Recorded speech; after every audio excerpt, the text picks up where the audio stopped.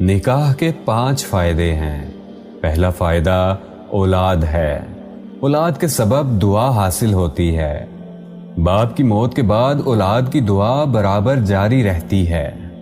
دوسرا فائدہ نکاح میں یہ ہے کہ آدمی اپنے دین کی حفاظت کرتا ہے اور شہوت جو ہتھیار ہے شیطان کا، اسے اپنے سے دور کرتا ہے۔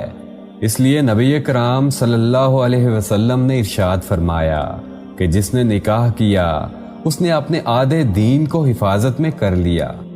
تیسرا فائدہ یہ ہے کہ نکاح کی بدولت عورتوں سے موانست ہوتی ہے اور ان کے پاس بیٹھنے سے، ان کے ساتھ مزاح کرنے سے دل کو راحت ہوتی ہے، اور اس آسائش کے ذریعے سے شوق عبادت تازہ ہوتا ہے، کیونکہ ہمیشہ عبادت میں رہنا اداسی لاتا ہے۔